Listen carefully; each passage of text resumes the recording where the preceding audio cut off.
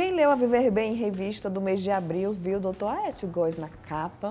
Aqui ele com a gente hoje, veio para Natal lançar seu guia de comunicação de mais notícias aqui do seu estado, né, doutor Aécio? Que ele é médico potiguar, mas está lá em São Paulo. Os paulistas lhe conquistaram.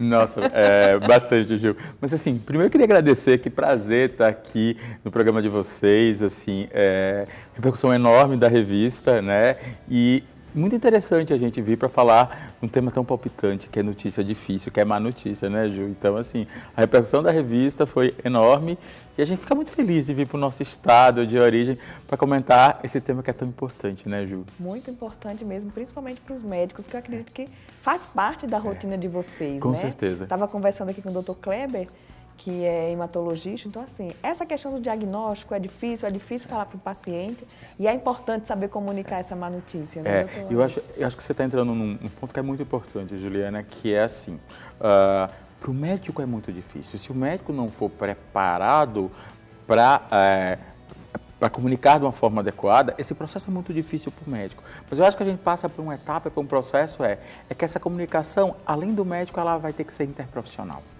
Dependendo do cenário, na unidade de terapia intensiva, ela não vai caber só ao médico. Numa unidade de saúde, ela vai ter que ser interprofissional. Então, são dois tipos de comunicação que eu acho que são muito interessantes, né? Mas, no consultório, no nosso dia a dia, a comunicação é com o médico, né? E aí ele precisa aprender, né? E como é? Quais são as principais dicas, né? O que é que você compilou? Porque o doutor Aécio é professor dessa disciplina lá na Universidade eu sou professor dessa disciplina de São Paulo. Eu acho que assim, acho que tem umas etapas muito claras, Ju. Eu acho que a primeira etapa você precisa tapar realmente do caso, você precisa conhecer o caso com profundidade, você precisa conversar, tem que ser dialogado, entender realmente de uma forma clara, com uma linguagem que não seja técnica, o que é que o paciente entende de todo aquele processo. Então, uma pessoa que está emagrecendo, que está perdendo peso, muitas vezes pergunta, mas você pensa alguma razão que você está emagrecendo?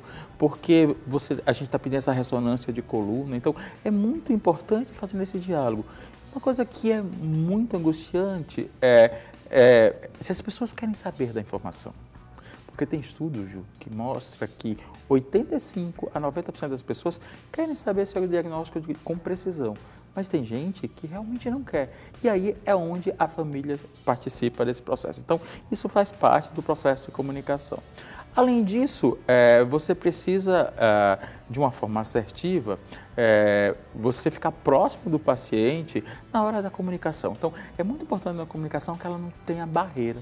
Então, tem estudos que mostram que quando o médico faz uma comunicação difícil e ele está no seu consultório e tem uma mesa, ele deve sair da mesa, ele deve ir para o outro lado da mesa e estar do mesmo lado do seu paciente, numa distância que deve estar entre 50 centímetros e 1 metro.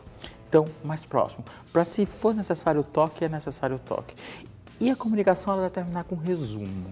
Você deve resumir a história, uma estratégia, porque muitas vezes o que acontece? Você chega e você diz assim, você fala que tem um diagnóstico de um câncer, ou tem um diagnóstico que precisa fazer uma cirurgia. Naquele momento, a consciência estreita. E muitas vezes as pessoas não conseguem entender nada que você fala depois disso, mas elas querem continuar sabendo. Então, no resumo e na disponibilidade que o profissional de saúde deve ter, diz assim, olha, me coloco à disposição para conversar com você daqui 5 dias ou 1 semana para tentar explicar alguma coisa que você teve dúvida. E é muito interessante que as pessoas nos buscam 1 semana depois. Por quê? Porque o diagnóstico... Já deu para processar a informação, já deu para processar. Né? E às vezes, Juliana, um dos grandes erros na comunicação é as pessoas não serem assertivas nas palavras. Então, uma das grandes coisas que eu aprendi estudando comunicação de notícias difíceis, má notícia as palavras, elas devem ser ditas com carinho, com a linguagem, tentando ser sensível na hora de comunicar, mas a gente não deve ser ofênico. Então, morte é morte. Câncer é câncer. Então, a gente não deve transformar a morte em descansou, evoluiu para óbito. Isso não tem assertividade. A comunicação, ela tem que usar, em especial em notícias difíceis... É o que é mesmo. É o que é mesmo.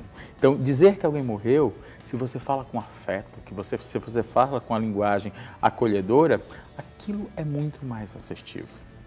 A gente estava conversando no programa da rádio ontem, você falou a frase que nenhum médico deve falar. Isso, que eu acho que é muito importante. Eu não tenho mais nada que eu possa fazer por você. Eu acho que essa é a pior frase que um profissional de saúde pode dizer para um paciente. Porque o que é que significa não tenho mais nada a fazer por você?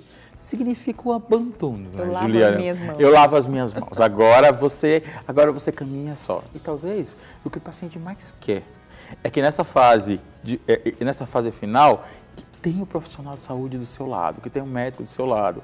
Porque não se as quimioterapias acabaram, se os tratamentos cirúrgicos, o tratamento para insuficiência cardíaca do coração, ele não tem mais medicamentoso ou cirúrgico, mas ele quer seu médico do lado, para diminuir as angústias, para controlar sintoma. Então, essa frase, ela devia ser banida da linguagem médica.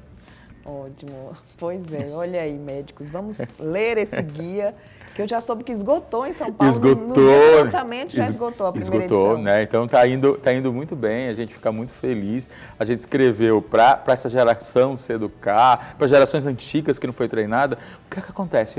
Eu ainda sou de uma geração, e até esse século mesmo, Ju, até 2010, isso não fazia parte da grande maioria das escolas de saúde desse país. Então, isso deve ser uma disciplina que deve estar presente no dia a dia da formação do profissional de saúde. Então, e eu acho que não cabe só ao médico, cabe muito ao médico, mas assim, a todos os profissionais de saúde, eles precisam, porque muitas vezes a pessoa vincula, principalmente quando está no hospital, internado, vincula com enfermeira, vincula com fisioterapeuta, vincula com técnico de enfermagem, e talvez a comunicação do familiar deve ser em conjunto com aquela pessoa que a família mais vinculou. Que mais se aproxima, né? Mais se aproxima, mais acolheu. né? E quem quiser o guia, como é que tem acesso?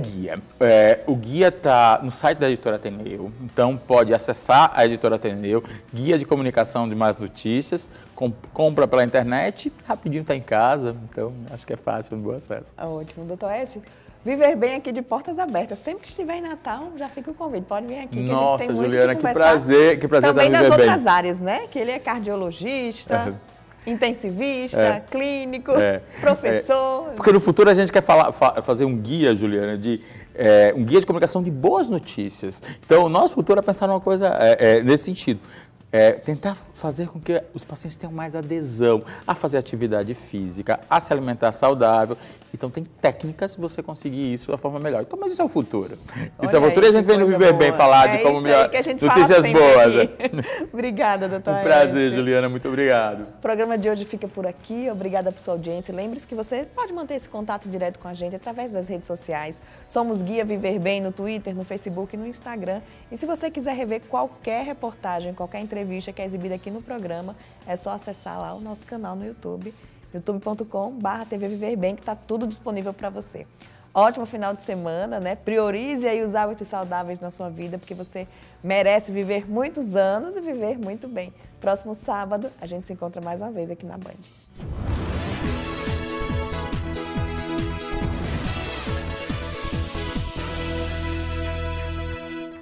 Viver Bem, oferecimento show de prêmios Nordestão. São muitos prêmios para você ganhar.